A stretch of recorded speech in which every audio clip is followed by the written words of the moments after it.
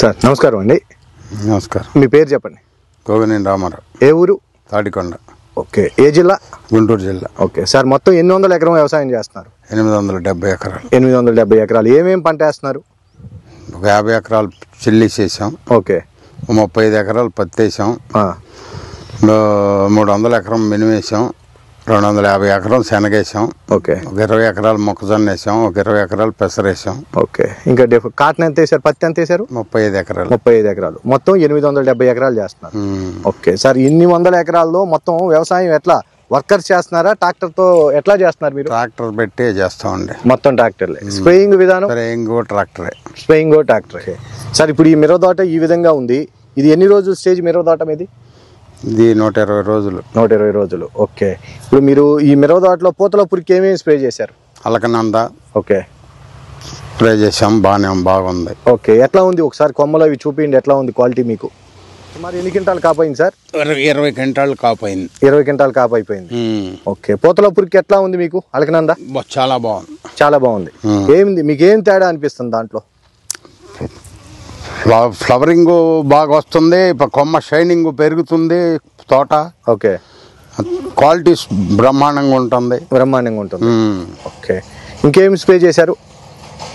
Alaknanda, sunshine కూడా ఎట్లా ఉంది మీకు రిజల్ట్? సన్షైన్ కూడా బాగుంది రిజల్ట్.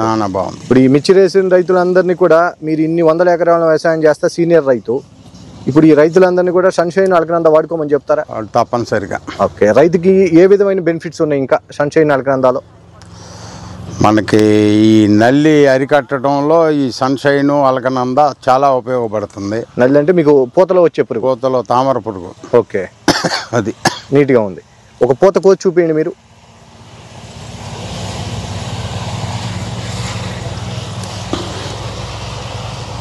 ఎక్కడ మీ పొలాల్లో లేవా? ఎక్కడ ఏం పూతల పురుగు ఎక్కడా లేదు. ఏం మాట్లాడే. ఇప్పుడు ఎన్ని స్ప్రేలు చేశారు సన్షైన్, అలకనంద? దాదాపు 6 సార్లు కొట్టాం. ఇప్పుడు 6 సార్లు కొట్టారు. ఇప్పుడు మనం గోగినేని రామారావు వాళ్ళ బాబు దగ్గర ఉన్నాం. సార్, మీ పేరు చెప్పండి. నా పేరు గోగినేని సాయికరణ్. ఓకే సార్, ఇప్పుడు 870 ఎకరాలకి మందులు పిచికారీ చేసే విధానం మొత్తం మీరే చూస్తూ ఉంటారా? నేనే చూస్తాను. మొత్తం ఎన్ని ట్రాక్టర్లు ఉన్నాయి మీకు? 6 ఉన్నాయి. 6 ట్రాక్టర్లు ఉన్నాయి. ఓకే.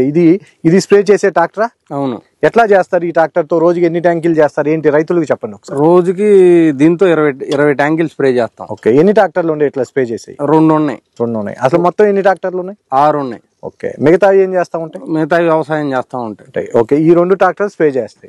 సాయి గారు, మనం ఎక్కడ ఉన్నాం అసలు ఏంటి ఇప్పుడు? ఇది మన గూడెం అండి. ఓకే. ఇక్కడ వ్యవసాయం పనిముట్లన్నీ దీంట్లో పెట్టుకుంటాం. ఓకే.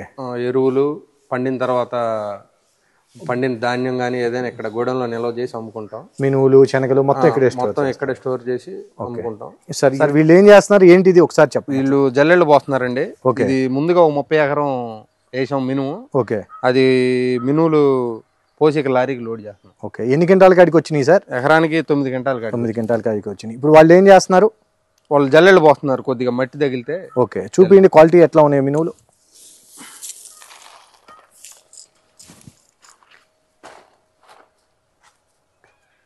ఈ విధంగా లారీలు లోడ్ చేసి తీసుకెళ్ళిపోతాం.